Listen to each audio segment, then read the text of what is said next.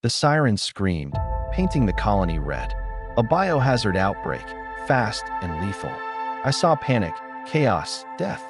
Then, through the swirling decontamination mist, they appeared. Not just medics, but something more. Their movements precise, their eyes glowing with impossible data, their hands extensions of nanite delivery systems. These were the angels of the biozone, bringing order to chaos, their deadly grace a stark contrast to the despair. And in that moment, even facing death, I felt an undeniable pull towards their calm, focused power. My name is Kalen Vance, medical officer, standard certification, 15 years experience in deep space colony deployments. I'd seen my share of flu outbreaks, radiation sickness, even a few nasty industrial accidents. But nothing, absolutely nothing, prepared me for the horror that unfolded on Colony Sigma 7. One cycle, it was a bustling, self-sufficient habitat, mining rare minerals from the asteroid belt. The next, it was a tomb. It started subtly. A few cases of rapid onset fever, extreme fatigue. Then, the hemorrhagic symptoms. The neurological deterioration. The speed of it was terrifying. Within hours, the infirmary was overflowing. Within a day, the entire habitat was under level 5 biocontainment, its automated defenses locking down, its air purifiers screaming their futile efforts against an unseen enemy. The bioagent, later designated Crimson Scythe, was fast, lethal, and mutated with terrifying speed, adapting to every antiviral we threw at it. I was in the main infirmary, surrounded by chaos. Alarms blared, a relentless, piercing shriek that vibrated in my bones. Muffled screams echoed from the quarantine zones. The hiss of emergency decontamination units filled the air, a constant, oppressive white noise. My uniform, once pristine, was stained with sweat and the grim reality of a losing battle. My hands, usually steady, trembled as I administered synth morphine to a dying miner, his skin already mottled with grotesque lesions, his eyes wide with unseeing terror. We were outmatched, overwhelmed, dying. My internal monologue, usually a fortress of clinical assessment, was a frantic scramble for survival, a desperate plea for order amidst the encroaching anarchy. Contain, stabilize, treat the symptoms, buy time. But time was a luxury we didn't have. The Crimson Scythe moved through the population like a wildfire, leaving a trail of death and despair. Conventional medicine was failing. We were just delaying the inevitable. The colony's comms were jammed, overwhelmed by distress signals, then silence. No help was coming. We were alone, utterly, terrifyingly alone. Then, a new sound cut through the chaos. A high-pitched, almost melodic hum, growing steadily louder, accompanied by the subtle click of advanced gear. It was precise, deliberate, and it came from the main airlock, a section of the habitat that had been under absolute lockdown for hours. Through the swirling decontamination mist that billowed from the airlock, they appeared.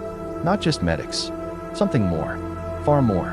4 of them, all women, and they moved with an unnerving calm, a surgical precision that cut through the panic like a scalpel through diseased flesh.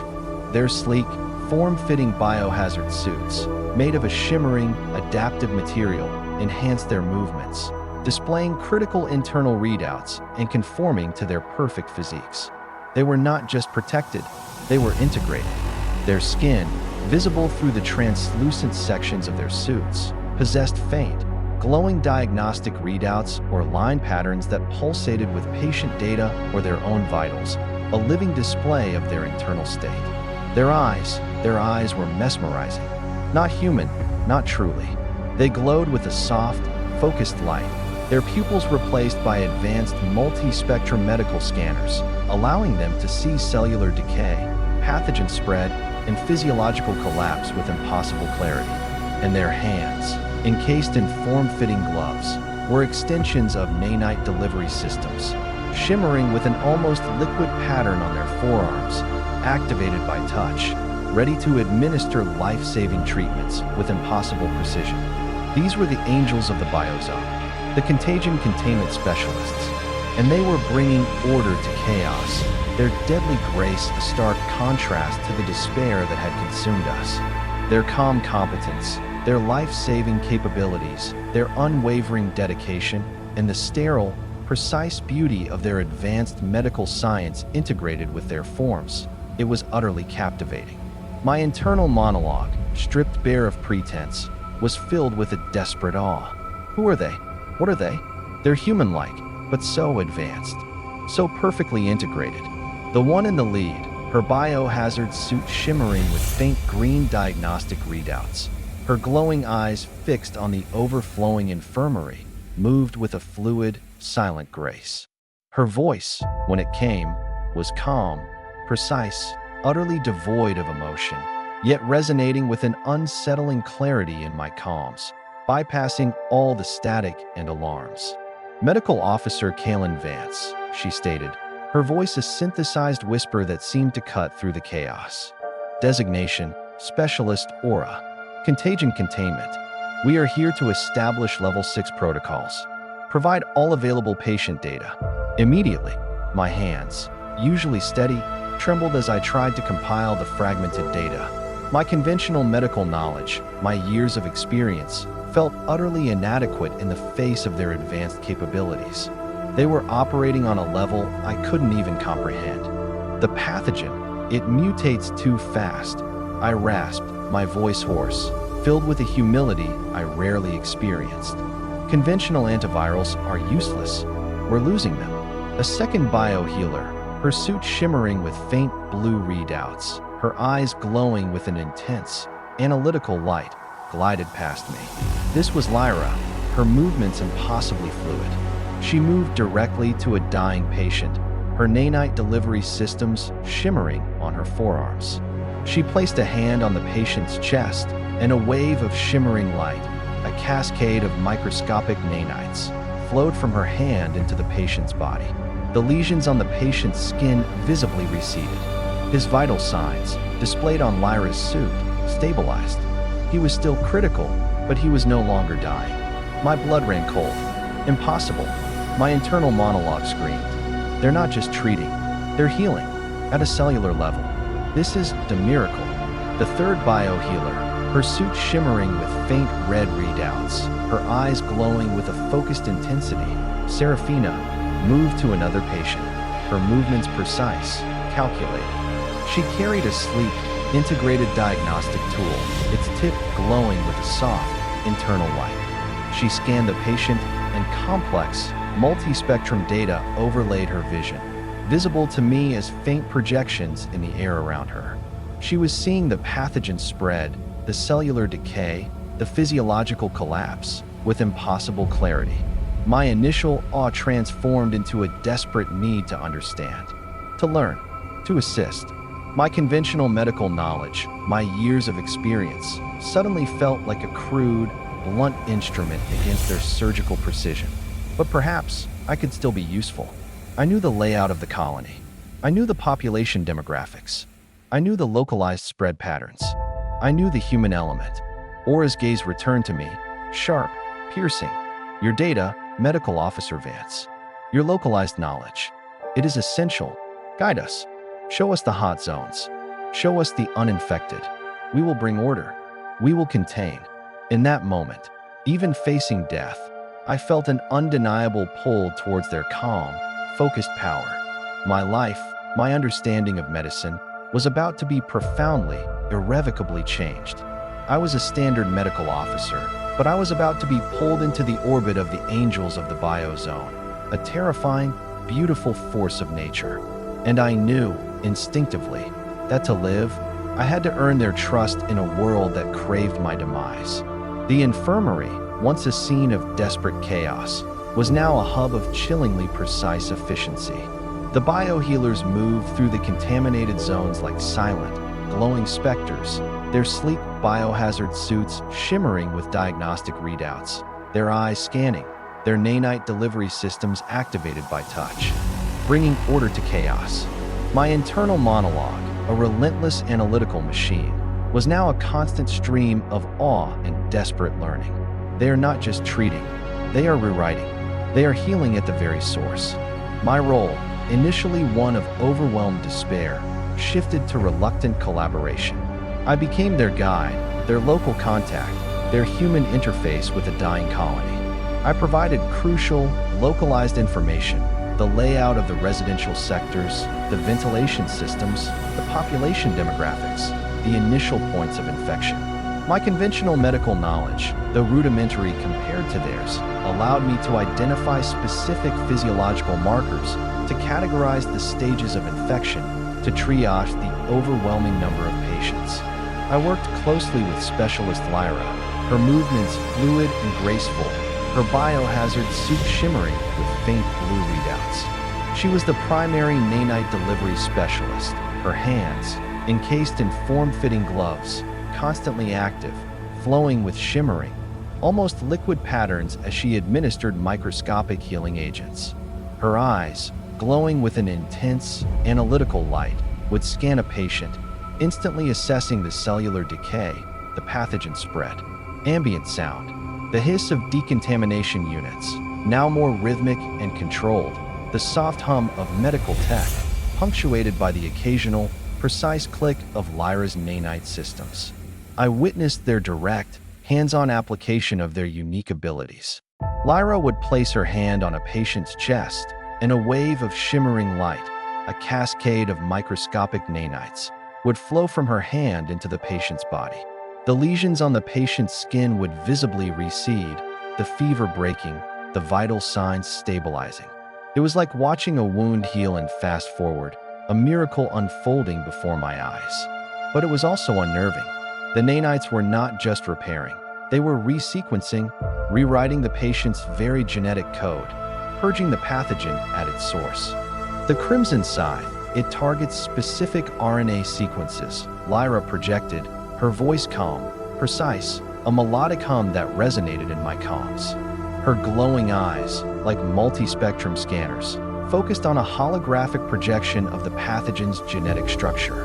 Our nanites, they resequence the affected strands.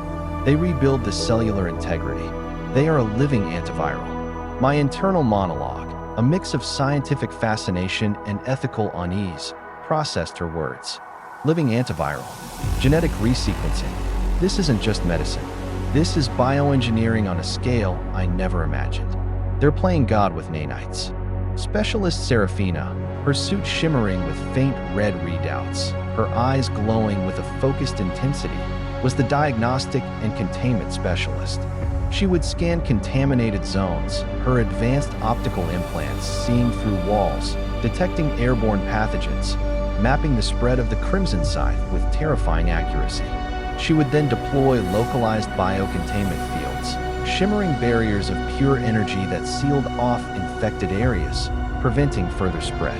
Her movements were precise, calculated, every action a testament to her unwavering focus. The pathogen spreads through aerosolized particles, Serafina projected, her voice calm, analytical. And through direct contact with contaminated surfaces. We must isolate. We must purify. Her integrated nanite delivery systems on her forearms would activate, releasing a fine, invisible mist of decontaminants that neutralized the pathogen on contact.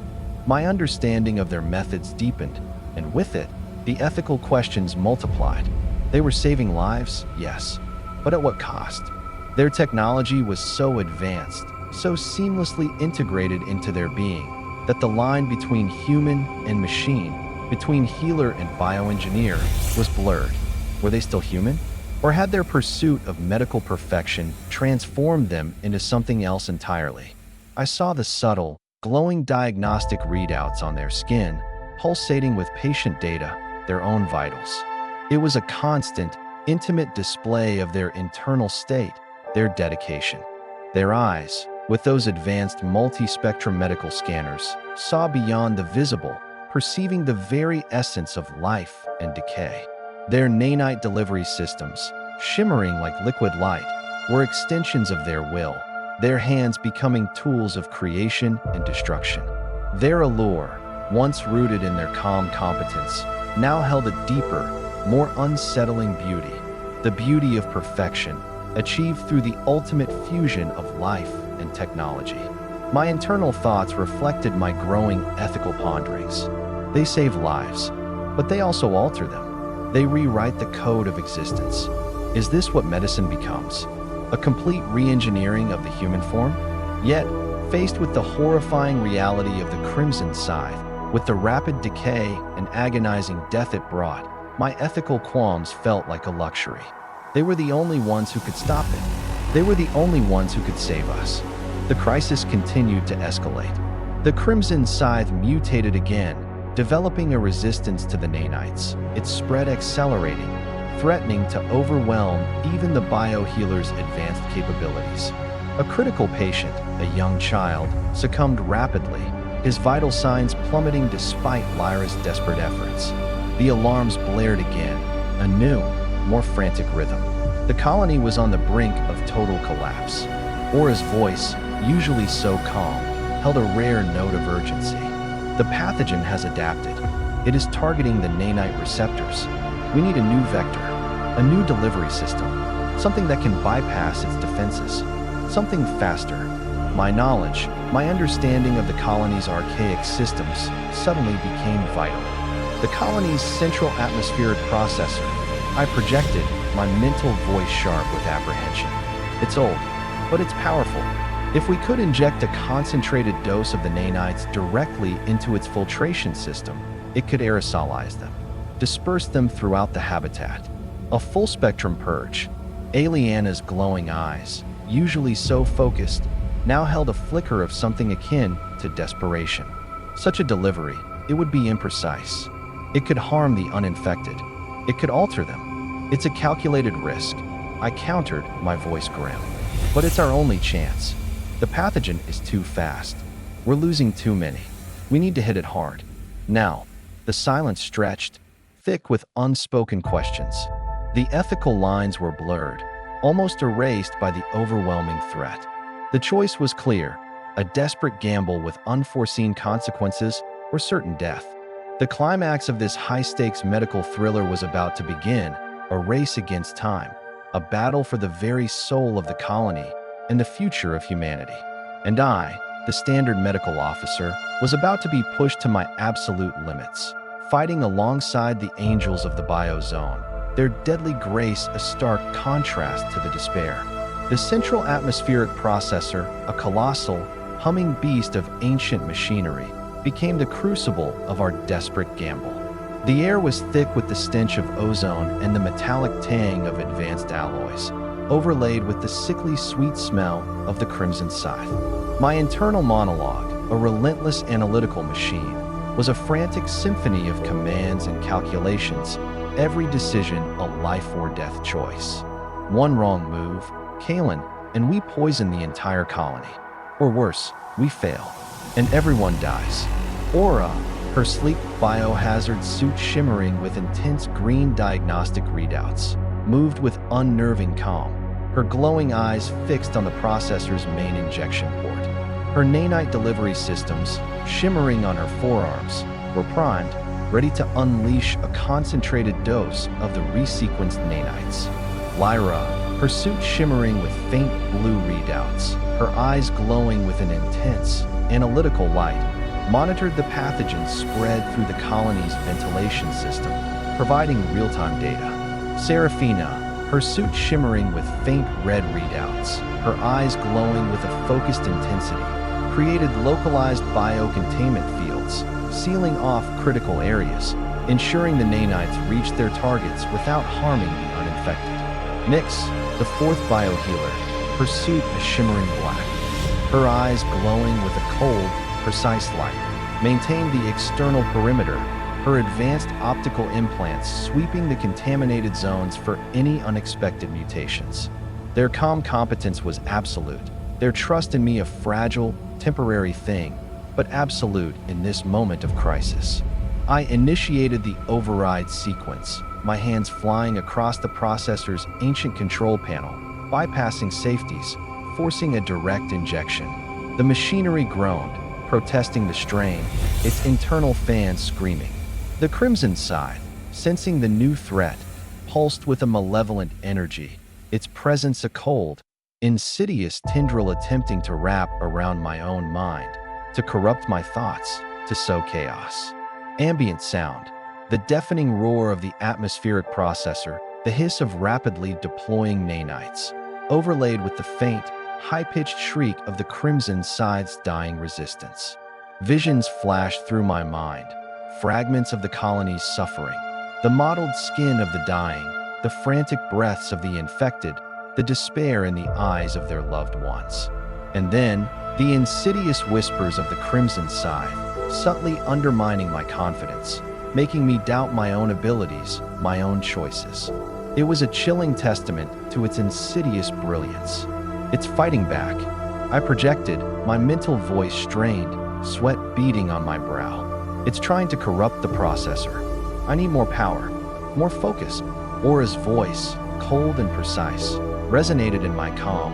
Lyra, Seraphina, Nyx. Channel your collective focus. Link with Kalen Vance. Amplify his connection. Force the injection. The three other biohealers moved, their forms shimmering, their hands extended towards the processor's main conduits.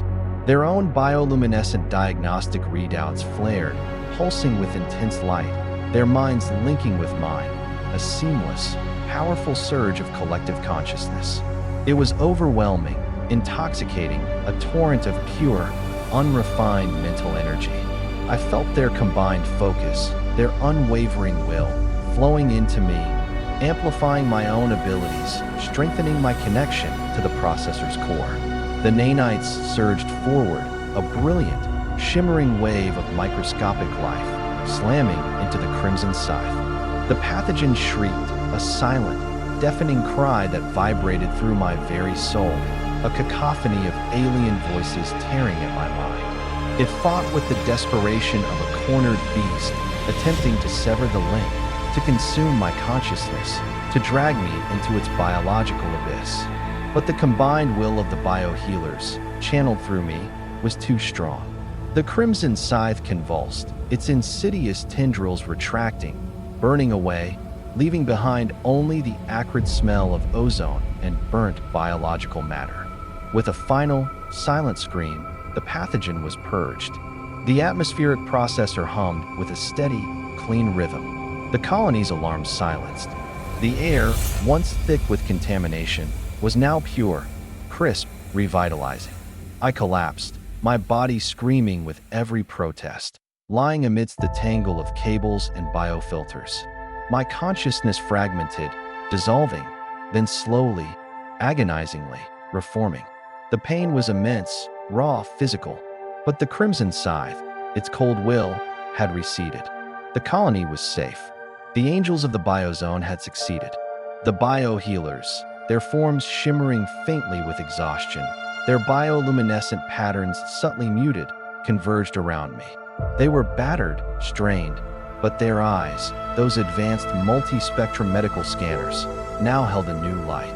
Not cold composure, not just gratitude, something akin to respect, and a profound, unspoken connection. Aura knelt beside me, her translucent skin clinging to her face, her voice hoarse, but filled with a profound reverence.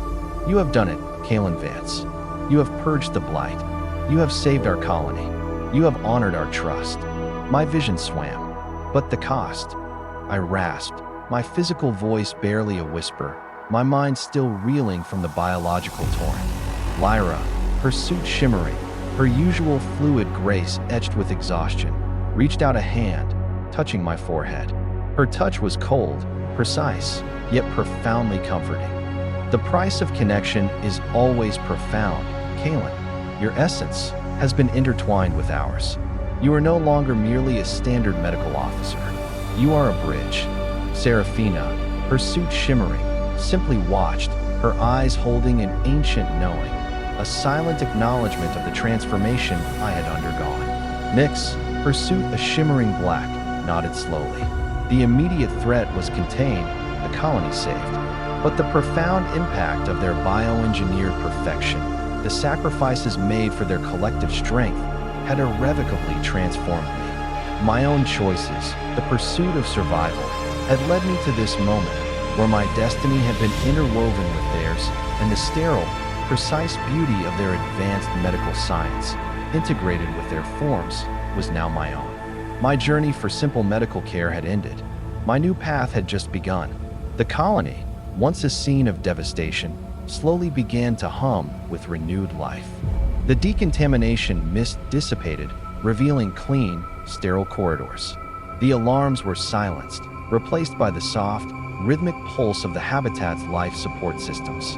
My internal monologue, no longer a frantic scramble for survival, settled into a profound contemplation, absorbing the intricate dance of life and technology, the terrifying beauty of their perfected healing. My body, though weary, vibrated with a newfound energy, a subtle resonance that mirrored their own. My skin, once ordinary, now possessed faint, glowing diagnostic readouts or line patterns that pulsed subtly with my own vitals, visible only to my newly enhanced vision. My eyes, once dull human gray, now held advanced multi-spectrum medical scanners as pupils, allowing me to see cellular decay, pathogen spread, and physiological integrity with impossible clarity. My hands, once standard, now felt a subtle hum, a phantom shimmer, an echo of the nanite delivery systems I had witnessed. I was no longer merely Kalen Vance, the medical officer. I was something more, something intrinsically linked to the biohealers, to their pursuit of medical perfection. The biohealers stood before me, their forms radiating a renewed power, their calm competence now etched with a subtle, shared understanding. Aura, Lyra, Seraphina, and Nyx. Their eyes, those glowing multi-spectrum scanners, now held a new light. Not cold detachment, not just gratitude, something akin to acceptance. The crimson scythe is contained. Aura's voice resonated in my mind, calm and precise, yet now imbued with a subtle warmth. Its genetic sequence is neutralized, for now. And you, Kalen Vance, Lyra chimed, her suit shimmering, have become a part of our network. A new healer, a bridge between our world and the outside. My own internal monologue was a vast, silent ocean, capable of comprehending concepts that once defied logic. I could feel their collective consciousness, a profound, ancient sentience that encompassed their shared experiences, flowing through me, part of me. I perceived the constant flux of patient data, the subtle shifts in their physiological states, the distant echoes of their past interventions, their victories, their losses. The sterile, precise beauty of their advanced medical science, integrated with their forms, once a fascination, was now a lived reality, a constant presence in my being. The biohealers did not give me orders. They simply were. Their existence was their guardianship, their healing of life. And now, my existence was interwoven with theirs, with the future of medicine. I had become a part of their team, bound to a new kind of duty. What is my purpose now? I projected, the thought forming not from desire, but from a profound sense of inevitability. Aura stepped closer, her suit shimmering, her glowing eyes holding a profound knowing, a silent acknowledgement of the transformation I had undergone. To observe, to analyze, to understand, to be the human element in our pursuit of healing, and to be our voice when the need arises. Her words, calm and precise, yet imbued with a subtle, shared purpose, resonated with the profound understanding of my transformation. I was the bridge, the one who could still comprehend both the raw, human suffering and the terrifying, beautiful potential of bioengineered perfection. My old life, my human memories, were not erased. They were integrated, becoming part of their collective knowledge, a unique perspective within their boundless consciousness. I remembered the frantic pace of an emergency room, the fear in a patient's eyes, the quiet satisfaction of a successful treatment. But these memories held a new context, a new depth, part of the larger tapestry of their shared existence. The days stretched into a seamless flow. I worked with the biohealers, my hands moving with newfound precision, my mind racing with new insights. We studied new pathogens, refined diagnostic protocols, pushed the boundaries of medical intervention. We became a singular entity, a living testament to healing and the pursuit of perfection, our combined consciousness delving deeper into the mysteries of life and death. I learned to perceive the subtle shifts in a patient's vitals, the faintest whispers of cellular decay, the slow, inexorable march of biological evolution. The concept of free will now seemed like a quaint, charming illusion, a comforting narrative humans told themselves to navigate a predetermined existence. I had chosen my path, or rather, my path had chosen me, and I had accepted it, surrendered to it. And in that surrender, I found a strange, chilling peace. The allure of these women, the biohealers, had been profound. Their unwavering calm, their surgical precision, their life-saving capabilities, it had drawn me in, consumed me, transformed me.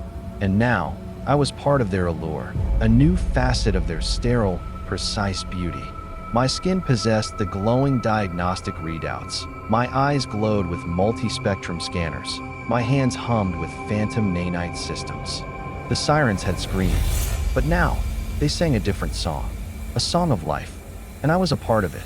The episode concluded.